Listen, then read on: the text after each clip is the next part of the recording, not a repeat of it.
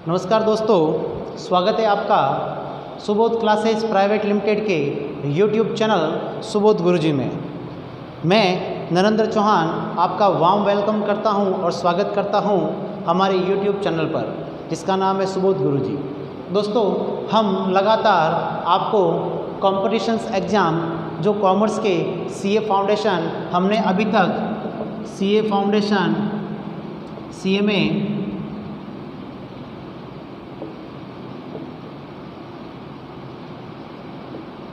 इन दोनों के वीडियो बना दिए हैं ताकि आप इनको अच्छे ढंग से समझ सकें कि इनके अंदर क्या जो इन्फॉर्मेशन होती है वो हमने प्रोवाइड कर दी है। आज हम सीएस फाउंडेशन के बारे में पढ़ेंगे। देखिए दोस्तों, सीएस क्या होता है। सीएस का मतलब होता है कि पहले मैं आपको सीएस के बारे में बता देता हूँ कि सीएस क्या होता है। सीएस होता है कंपनी सेक्रेटरी, यानी कि कंपनी सचिव। दोस्तों, इसका काम क्या होता है। ये एक ऐसा व्यक्ति होता है जो कंपनी के सभी प्रकार के पेपर वर्क्स होते हैं उनको कंप्लीट करने का काम करता है। अब आप सोच रहे होंगे कि किसी भी संस्थान में पेपर वर्क्स क्या होते हैं। देखिए दोस्तों, सभी प्रकार के लीगल पेपर बनाने का काम जो होता है वह कंपनी सचिव करता है, और सभी प्रकार की मीटिंग्स अरेंज करने का काम एक कंपनी में जो सर्टिफाइड कंपनी होती है उसको वर्ष के अंदर अपनी एक एनुअल मीटिंग, एक नॉर्मल मीटिंग, ऐसे कई प्रकार की मीटिंग्स अरेंज करनी होती हैं जहां पर सभी प्रकार के जो होते हैं डायरेक्टर्स वगैरह तय किया जाता है कि कंपनी कौन संभालेगा, कौन करेगा। जब इस प्रकार की मीटिंग्स को अरेंज करने की बात आती है, उसका क्या एजेंडा होगा, ये सभी प्रकार के जो फंक्शन होते हैं वह कंपनी सचिव करता है। कंपनी सचिव इसके अलावा ये भी काम करता है कि कौन सी व्यवस्था किस प्रकार से, कौन से रिसोर्सेज किस प्रकार से होने चाहिए, और डायरेक्टर से उसका डायरेक्ट कांटेक्ट होता है, इसलिए उसे जो है कंपनी का आँख, कान और हाथ कहा गया है। दोस्तों, मैं आपको वापस बता देता हूँ, कंपनी सचिव जो होता है वह कंपनी का कान भी होता है, नाक भी होता है और आँख भी होता है। यानी समय रहते वह सभी बातों को सुनता है, समय तक वह सभी बातों को, वह समय से सभी प्रकार के कार्यों को देखता है और सुनता है। दोस्तों, जब इस प्रकार का वाकई वो काम करता है तो वो कंपनी का वफादार माना जाता है। इसलिए जो कंपनी सचिव होता है ये बहुत ही अहम कड़ी होता है किसी भी संस्थान के लिए। अब दोस्तों, हम बात करते हैं कि कंपनी का सचिव बना कैसे जाता है। देखिए दोस्तों, कंपनी सचिव बनने के लिए आपको 3 टाइप्स की प्रोसीजर से निकलना होता है। फर्स्ट टाइप प्रोसीजर है सीएस फाउंडेशन।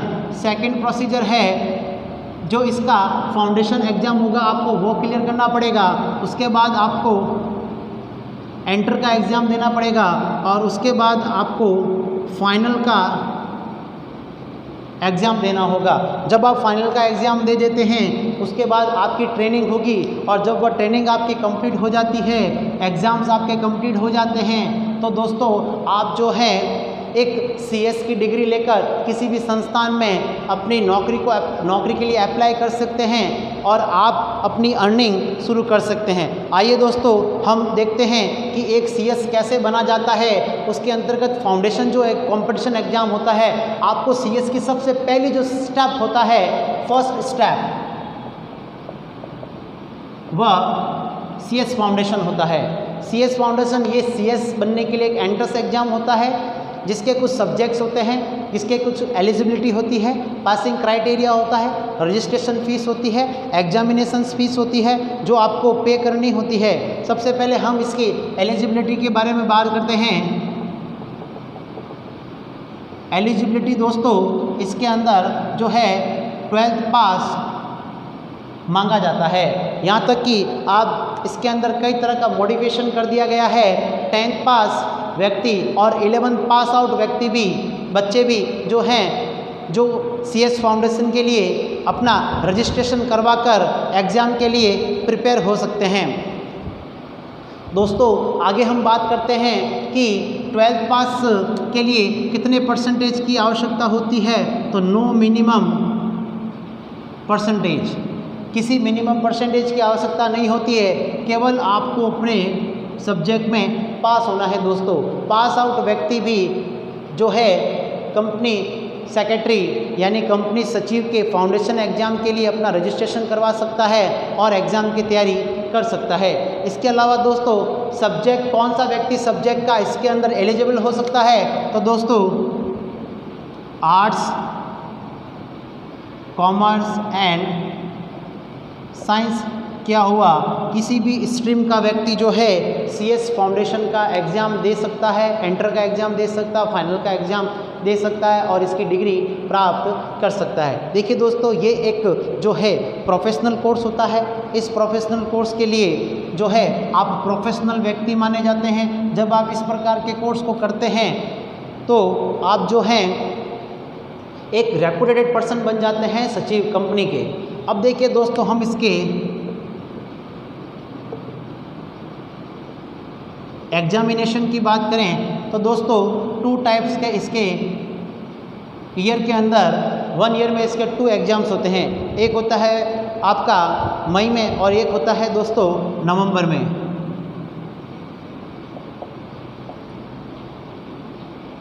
साल में 2 बार इसके एग्ज़ाम होते हैं। यदि आपको मई का एग्ज़ाम देना है तो आपको जनवरी में रजिस्ट्रेशन करवाना होता है और यदि आपको नवंबर का एग्ज़ाम देना है तो दोस्तों आपको जो है वो अगस्त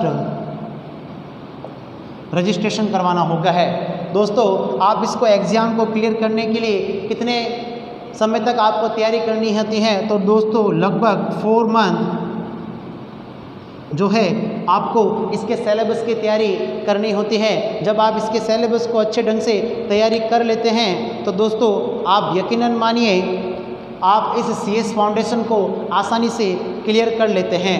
आइए दोस्तों अब हम इसके सिलेबस के बारे में चर्चा करते हैं कि इसके सिलेबस को कितने भागों में बांटा गया है और कौन कौन से सब्जेक्ट्स होते हैं। देखिए दोस्तों यहाँ पर कंपनी सचिव के जो सिलेबस है उसके अंदर सब्जेक्ट्स को 4 पेपर के अंदर बांटा गया है। फर्स्ट पेपर है पेपर फर्स्ट, वो है अकाउंटिंग।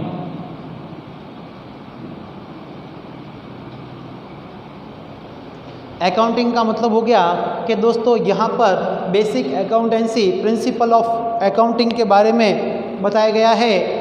जो बच्चे 11th और 12th के अकाउंटेंसी को अच्छे ढंग से पढ़ लेते हैं वही दोस्तों जो है कंपनी सचिव के अंतर्गत जो अकाउंटिंग आती है उसमें आप अपेयर हो सकते हैं। ये 100 मार्क्स का जो है आपके पेपर आता है दोस्तों।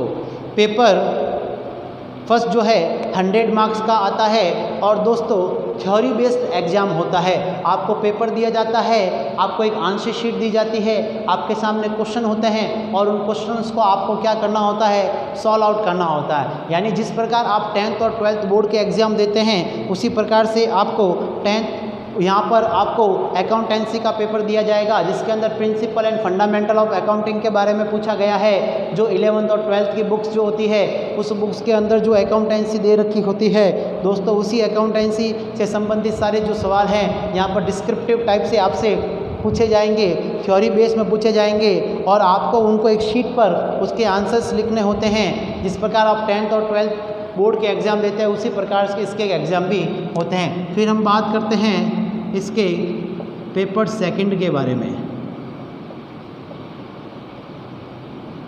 पेपर सेकंड की अगर हम बात करें तो वो है business law and business corresponding and reporting.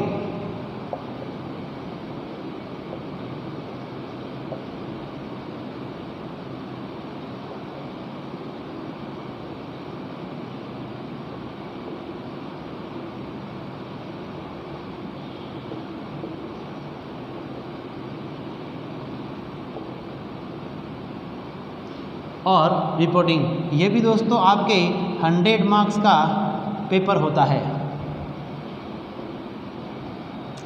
ये दोनों ही पेपर जो होते हैं दोस्तों थ्योरी बेस होते हैं। डिस्क्रिप्टिव टाइप के पेपर होते हैं, आपको आंसर शीट दी जाती है और उसके अंदर आपको जो है इसके दिए हुए क्वेश्चंस के जवाब आपको डिस्क्रिप्टिव टाइप में देने होते हैं। यहाँ पर देखिए दोस्तों, बिजनेस लॉ की मैं अगर बात करूं तो दोस्तों यहाँ पर जो लॉ होता है इसका पूरा ज्ञान इस कंपनी सचिव को होता है कि लॉ से संबंधित कौन कौन सी ऐसी बातें हैं जिनके तहत एक कंपनी सचिव उन बातों का पूरा से उपयोग करता है। यहाँ पर अगर बात करूँ दोस्तों 9th और 10th नंबर के जो 2 चैप्टर हैं हमारी 12th की जो कॉमर्स की बुक है उसके अंदर मेनली इसके अंदर जो कॉन्ट्रैक्ट से संबंधित सवाल होते हैं वह आपसे पूछे जाते हैं। और बिजनेस कॉरेस्पॉन्डेंस एंड रिपोर्टिंग के अंतर्गत रिपोर्ट कैसे तैयार की जाएगी, एक सचिव किस प्रकार से रिपोर्ट तैयार करता है, अपना प्रतिवेदन तैयार करता है, उससे संबंधित बातों का समावेश इसके अंतर्गत किया गया है। ये तो है दोस्तों आपके पेपर फर्स्ट और पेपर सेकंड के बारे में। अब हम देते हैं पेपर थर्ड।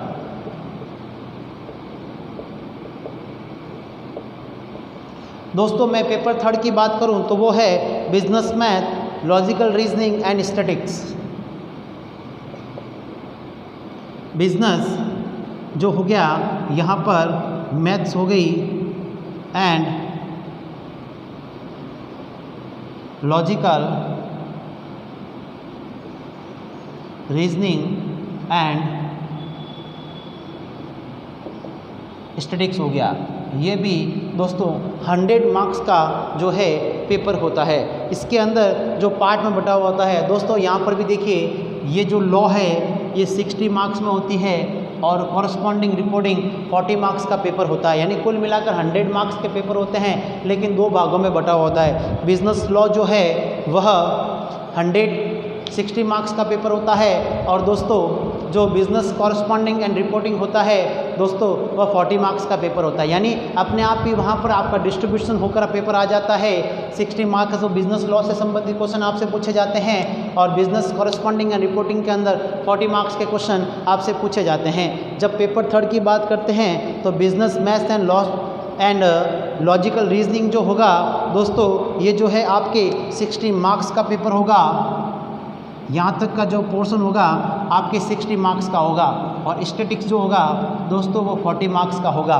कुल मिलाकर 100 मार्क्स के जो हैं आपसे क्वेश्चन पूछे जाते हैं। फिर दोस्तों यदि हम पेपर इसके फोर्थ की बात करते हैं तो फोर्थ पेपर के अंदर business economics and business commercial knowledge के बारे में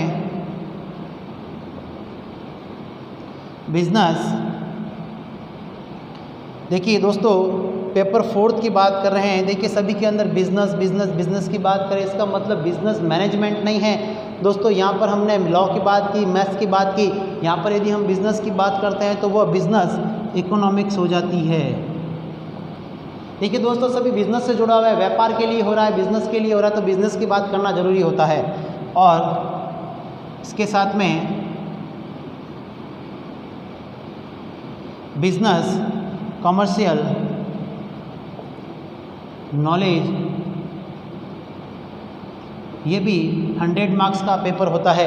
बिजनेस इकोनॉमिक्स जो है वह 60 मार्क्स का पोर्शन होता है और बिजनेस कॉरस्पॉन्डिंग नॉलेज जो होती है वो 40 मार्क्स का पेपर होता है। देखिए दोस्तों यहाँ पर मैंने आपको चारों सब्जेक्ट के बारे में बताया है कि पेपर फर्स्ट में अकाउंटेंसी होती है 100 मार्क्स की होती है। पेपर सेकंड जो होता है वह business business law and business corresponding reporting होता है, ये भी 100 मार्क्स का होता है। बिजनेस लॉ एंड जो है वो 60 मार्क्स का पोर्शन कवर करता है और बिजनेस कॉरेस्पॉन्डेंस एंड रिपोर्टिंग जो होता है वो 40 मार्क्स के पेपर को कवर करता है। कुल मिलाकर 100 मार्क्स के पेपर होते हैं। दोनों ही के दोनों पेपर जो होते हैं वो थ्योरी बेस्ड पेपर होते हैं। उसके बाद मैं पेपर थर्ड और फोर्थ की बात करूं तो MCQ टाइप्स के पेपर होते हैं। 4 ऑप्शंस होते हैं, उन ऑप्शंस में सही ऑप्शन पर आपको टिक मार्क करना होता है और ये 2 पेपर जो होते हैं आपसे MCQ बेस्ड टाइप होते हैं। मल्टीपल चॉइस क्वेश्चंस होते हैं जिनके 4 ऑप्शंस दिए होते हैं, उसमें से सही ऑप्शन पर आपको राइट करना होता है और आपका पेपर जो है वो सेटअप रहता है। दोस्तों अगर हम पेपर थर्ड और पेपर फोर्थ की बात करें तो यहाँ पर जो है वह नेगेटिव मार्किंग होती है। नेगेटिव मार्किंग का मतलब होता है दोस्तों 1/4। यदि आप एक सवाल राइट करते हैं और 4 सवाल गलत कर देते हैं तो जो आपने सवाल सही किया है उस सवाल के भी नंबर आपके काट ले जाते हैं। यानी ये कह दीजिए 0.25% जो है मार्किंग आपकी नेगेटिव मार्किंग रहती है। इसलिए दोस्तों बहुत ही अच्छे ढंग से CS फाउंडेशन की तैयारी कर हम जो है CS फाउंडेशन जो हमारा फर्स्ट लेवल CS क्लियर करने का है उसको अच्छे ढंग से कर सकते हैं। इसके बाद दोस्तों यदि हम पासिंग क्राइटेरिया की बात करते हैं अगर हम इसके पासिंग क्राइटेरिया की बात करें तो दोस्तों पासिंग क्राइटेरिया के लिए देखिए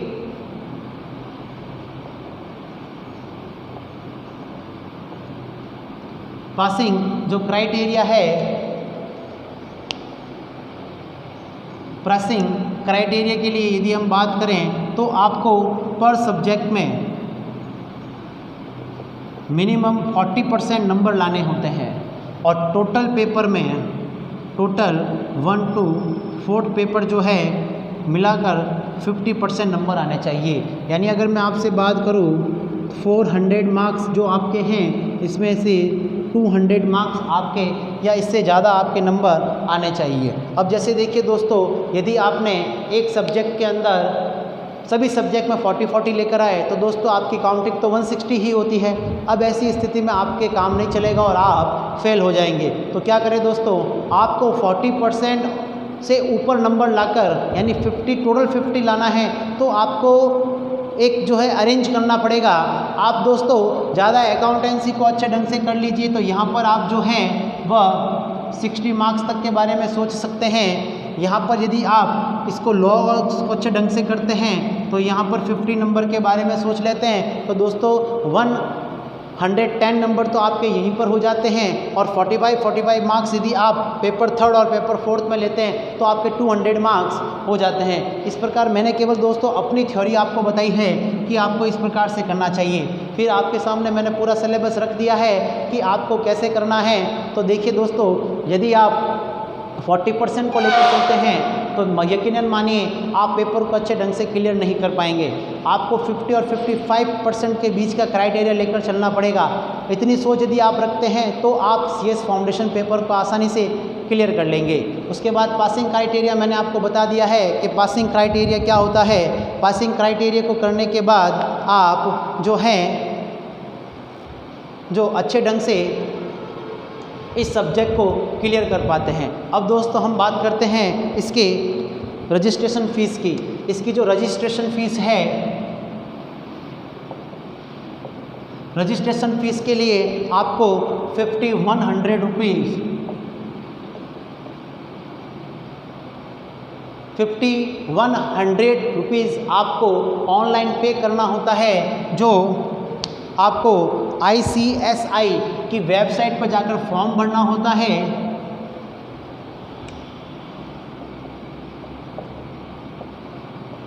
ICSI की ऑनलाइन फॉर्म सुविधा होती है।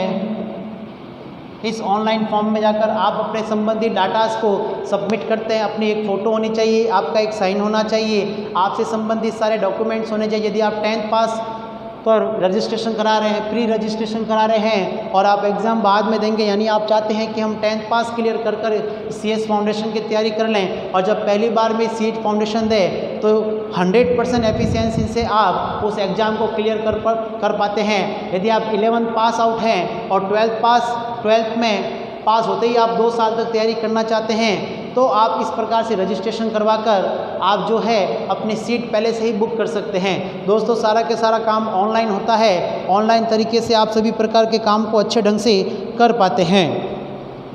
दोस्तों इसके बाद यदि आप स्टडी मटेरियल की भी चाहते हैं कि हमारे पास में मटेरियल आए तो आप 1500 रुपीज़ एक्स्ट्रा देकर अपने स्टडी मटेरियल को भी मंगवा सकते हैं ताकि आप घर बैठे आसानी से उसकी तैयारी कर सकते हैं। दोस्तों इन वीडियो को बनाने का हमारा मकसद है कि वे बच्चे जो संस्थानों में जाकर बड़ी बड़ी फीस देकर अपना समय देकर जो समय नहीं दे सकते हैं वह इन ऑनलाइन कक्षाओं के माध्यम से भी जो है CS फाउंडेशन को अच्छे ढंग से क्लियर कर सकते हैं। दोस्तों यकीन मानिए यदि आप हमारे आने वाले सभी प्रकार के वीडियोस को देखेंगे, दोस्तों मैं आपको विश्वास दिलाता हूं कि आप सभी प्रकार के जो CS फाउंडेशन हो गया, चाहे CA फाउंडेशन हो गया, चाहे CMA फाउंडेशन हो गया, इन तीनों को ही दोस्तों आप बहुत ही अच्छे ढंग से कर सकते हैं। दोस्तों अब मैं आपको CA, CS और CMA के अंदर कुछ सिमिलरिटी बातों के बारे में बात करता हूं। कल जो है हम CA फाउंडेशन की इकोनॉमिक्स क्लास के बारे में चर्चा करेंगे या लॉ के बारे में चर्चा करेंगे। जो भी सब्जेक्ट हम आपके सामने लेके आएंगे, आपको अच्छे ढंग से उसके बारे में तैयारी करनी है, समझना है और कंटिन्यू हमारे वीडियो से जुड़े रहना है। लाइक करते रहें, सब्सक्राइब करते रहें। देखिए दोस्तों,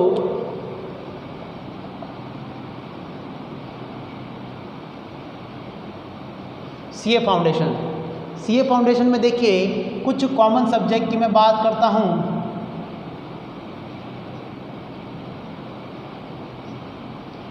अकाउंटिंग हो गया, लॉ हो गया, इकोनॉमिक्स हो गया, मैथ्स हो गई, रीजनिंग हो गई। दोस्तों देखिए कुछ ऐसे सब्जेक्ट हैं जो हम आपको तैयारी करवा रहे हैं। देखिए ये 11th और 12th बेस पे है, तो हमारी जो सुबोध क्लासेस प्राइवेट लिमिटेड के YouTube चैनल सुबोध गुरुजी पर यदि आप देखेंगे तो हमारे अकाउंटिंग की क्लासें बहुत ही अच्छे ढंग से चल रही है। तो दोस्तों आप CA और CS फाउंडेशन और CMA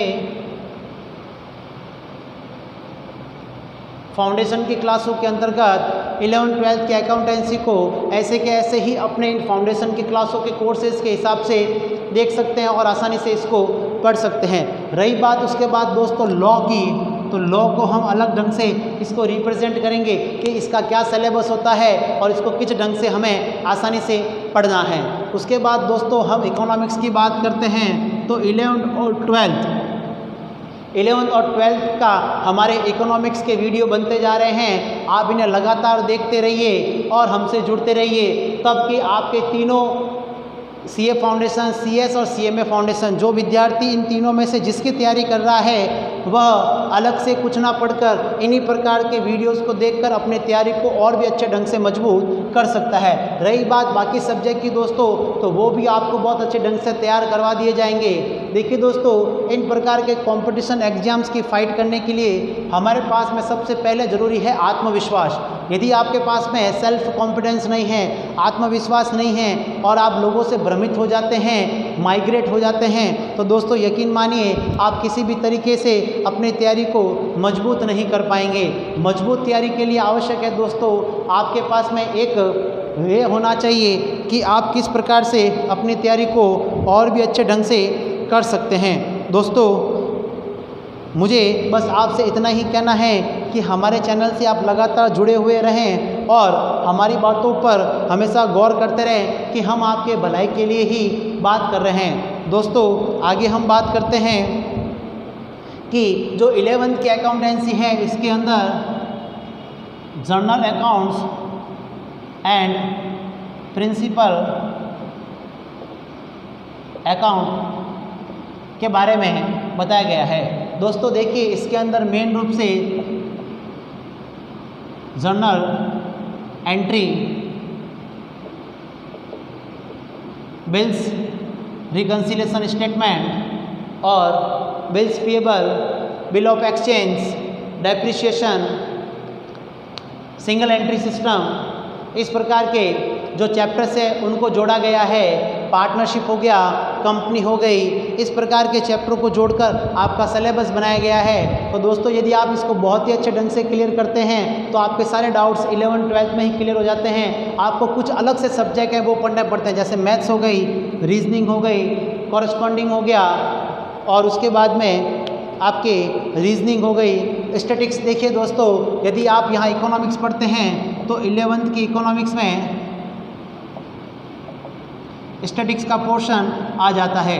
तो आपके 40 मार्क्स की जो स्टैटिक्स है वो यहाँ पर क्लियर हो जाती है, जिसके अंदर आपके मीन आ गया, मीडियन आ गया, मोड आ गया, स्टैंडर्ड डेविएशन आ गया, और भी कई प्रकार के जो एस्पेक्ट्स है, रैंकिंग मेथड है, डिस्पर्सन है, वेरिएंस है, कोएफिशिएंट ऑफ वेरिएंस है, ये सारे चैप्टर्स आ जाते हैं। तो कुल मिलाकर आप स्टैटिक्स से संबंधित सारे चैप्टर्स को भी आसानी से कर लेते हैं। दोस्तों देखिए, जिस प्रकार आप सीए फाउंडेशन, सीएस और सीएमए फाउंडेशन, इन तीनों के अंदर जो कॉमन सब्जेक्ट की मैंने बात की है, ये सब्जेक्ट तो आपको तीनों में ही देखने को मिलेंगे। कुछ सब्जेक्ट सीएस फाउंडेशन में आएंगे जो कि सीए और सीएस फाउंडेशन में लगभग बराबर होते हैं, वह सीएमए फाउंडेशन में नहीं आएंगे, क्योंकि सीएमए फाउंडेशन के अंतर्गत एक नया जो सब्जेक्ट है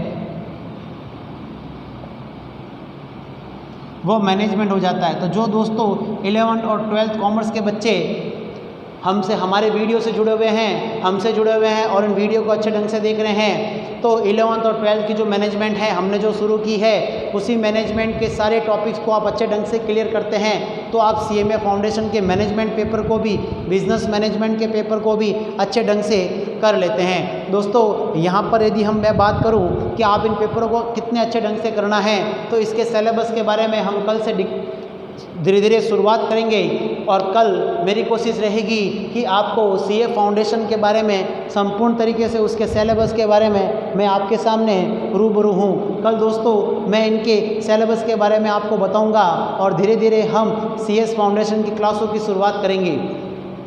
कल मैं सीएस फाउंडेशन के क्लासों के, सीए फाउंडेशन की क्लासों के बारे में चर्चा करेंगे, इसके सिलेबस के बारे में चर्चा करेंगे कि अकाउंटिंग में कौन कौन से चैप्टर आते हैं, कौन कौन से चैप्टर को आपको कितने अच्छे ढंग से करना है, अकाउंटिंग में क्या होता है, लॉ में क्या होता है, इकोनॉमिक्स में क्या क्या है, रीजनिंग में क्या है, स्टैटिक्स में क्या क्या है, उनके सब्जेक्ट्स के बारे में हम चर्चा करेंगे और पूरी कोशिश करेंगे कि हम आपको एक समय टारगेट देकर आपके कोर्सेज को अच्छे ढंग से पूरा करवा सकें।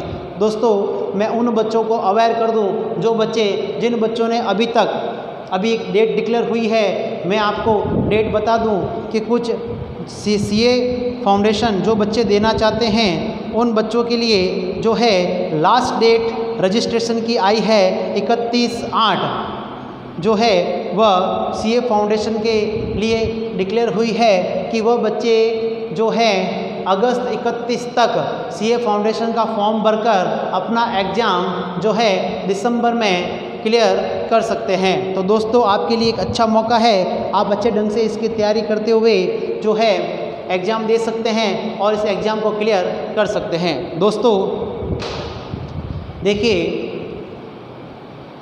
ज़िंदगी में जो है कई तरह के उतार चढ़ाव आते हैं। जो बच्चे अच्छे ढंग से बात को मानते हैं वह अच्छे ढंग से तैयारी कर अपने जो सफलता को है हासिल कर सकते हैं। दोस्तों देखिए, मैं एक कहानी के माध्यम से आपको बताना चाहता हूँ कि समय किसी के लिए ज़्यादा नहीं होता है, समय सबके लिए कम है। अब कम समय में हम अपने तैयारी को कितने अच्छे ढंग से करें, ये आप पे डिपेंड करता है कि आप अपनी तैयारी को कितने अच्छे ढंग से करना चाहते हैं। देखिए दोस्तों, व्यक्ति जो सोचता है वो वही बनता है, और जो सोच ले एक बार कि मेरे साथ ये होना है तो उसके साथ वो होकर ही रहेगा, चाहे उसके लिए वो कुछ भी कर ले।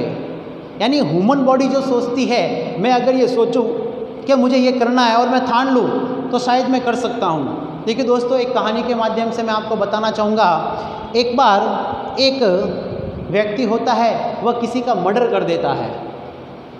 मर्डर करने के बाद वह पकड़ा जाता है और उसे जज जो है फांसी की सज़ा सुनाता है। फांसी की सज़ा सुनाने के बाद उसे जेल में भेज दिया जाता है।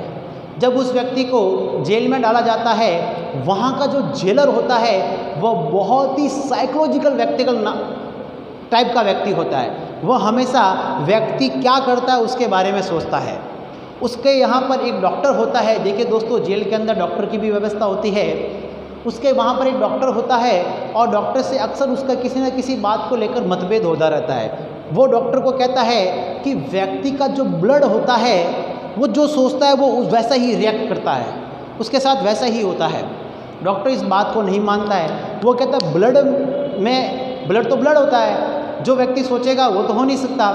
उसके लिए वो डॉक्टर से चैलेंज करता है कि जो अभी व्यक्ति फांसी की सज़ा सुनकर आया है, हम इसको फांसी ना देकर इसे कोबरा सांप से डसवा देंगे और ये व्यक्ति मर जाएगा। डॉक्टर सोचने लगता है, डॉक्टर कहता है यार जज ने सज़ा दी है, हम जज के खिलाफ़ नहीं जा सकते हैं, कानून के खिलाफ़ नहीं जा सकते, इसे तो हमें फांसी देनी ही पड़ेगी। वह कहता है नहीं कोई बात, इसको तो मृत्यु देनी है, चाहे हम किसी प्रकार से दें, ठीक है। डॉक्टर उस बात को मान लेता है। वो कहता है कि हम इसको कोबरा सांप से डसाएंगे नहीं, हम इसको कोबरा सांप के बारे में सब कुछ बताएंगे कि कोबरा सांप से डसाया जाएगा। पर जब ये अंतिम समय अपने कोबरा सांप के बारे में सोचेगा, तब हम इसको एक छोटी सी आलपिन चुबाएंगे और यकीन मानिए ये उस आलपिन को सांप समझकर डसा हुआ मानकर मर जाएगा। देखिए दोस्तों, हुआ क्या कि जेलर ने उसको रात दिन उठते बैठते अपने जो सिपाही होते हैं उनको भी आदेश दिया और खुद भी हर महीने बाद आता और उसको ये रियलाइज़ कराता कि तुझे कोबरा सांप से डसाया जाएगा और तू मर जाएगा। जब 1 महीना होता है उसे इतना कुछ रियलाइज़ नहीं होता है, वो कहता है कोई बड़ी बात नहीं, ऐसा मौत तो आनी ही आनी है।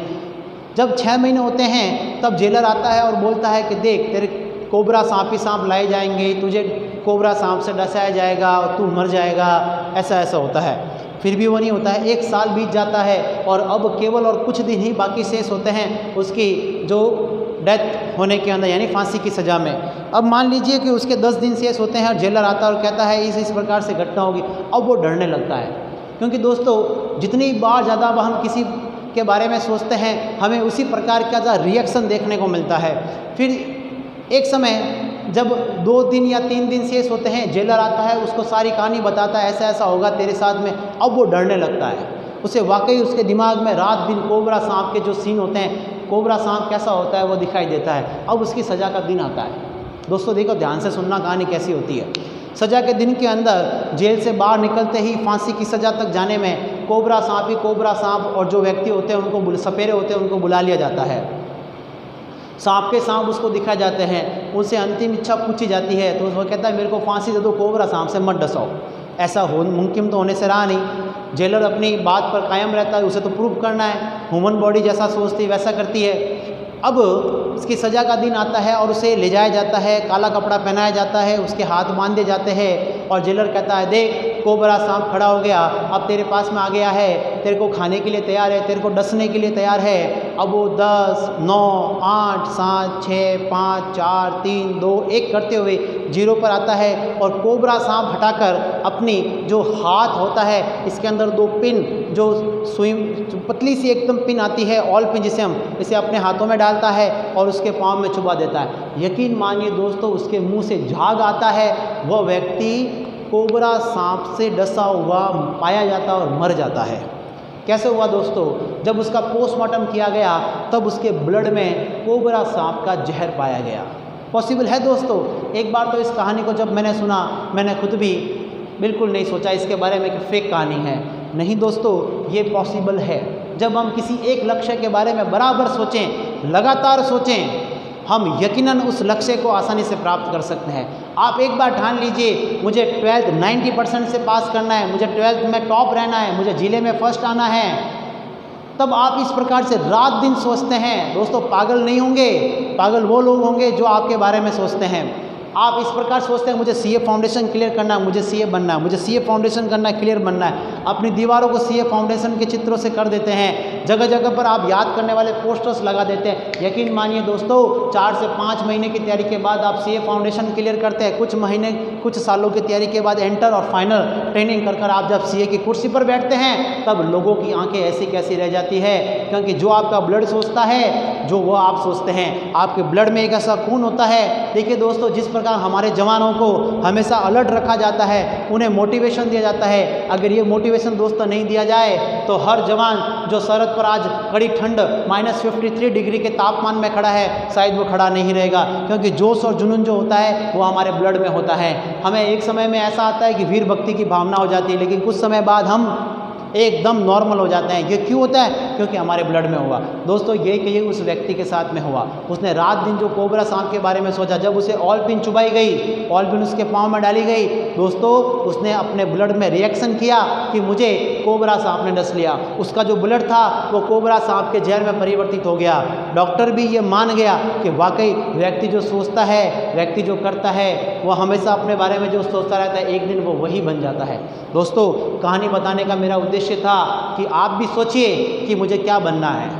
ब्रह्म मत रहिए, लोगों से डिमोटिवेट मत होइए। आपको लोग राह कर रहे हैं, इंतज़ार देख रहे हैं कि हम आपको जो हैं असफल कर दें, लेकिन आपको असफल नहीं होना है। सफलता की सीढ़ी आपके पास में है, हमारे पास में। हम आपको सफल बनाएंगे।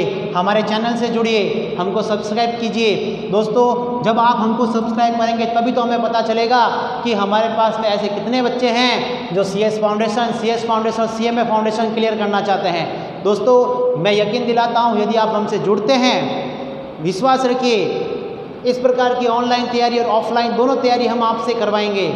आप और हम मिलकर इस प्रकार से अच्छे ढंग से प्रेजेंटेशन देंगे तो यकीनन मानिए कोबरा सांप क्या किसी प्रकार का सांप आ गया हमें नहीं डस पाएगा, क्योंकि हमारे जोश और जुनून इतना है कि हम आसानी से उस चीज़ को कर लेंगे। प्यारे दोस्तों, इसी के साथ अगर आपको हमारा ये वीडियो अच्छा लगता है तो आप प्लीज़ हमारे वीडियो को लाइक और सब्सक्राइब कीजिए। मैं आपको पूरा विश्वास दिलाता हूँ कि मैं आपके सारे डाउट्स को क्लियर करते हुए आपके पूरे सिलेबस को समय पर क्लियर करवाएंगे। दोस्तों कल हम CS फाउंडेशन के बारे में बात करेंगे, इसके पूरे सिलेबस पेपर में क्या क्या होता है उसके बारे में बात करेंगे। धन्यवाद दोस्तों। हमारे जो सब्जेक्ट्स हैं हम उसको अच्छे ढंग से आप समझिए, पढ़िए, और दोस्तों हमारे चैनल को सुबोध गुरुजी को लाइक और सब्सक्राइब जरूर कीजिए। धन्यवाद दोस्तों।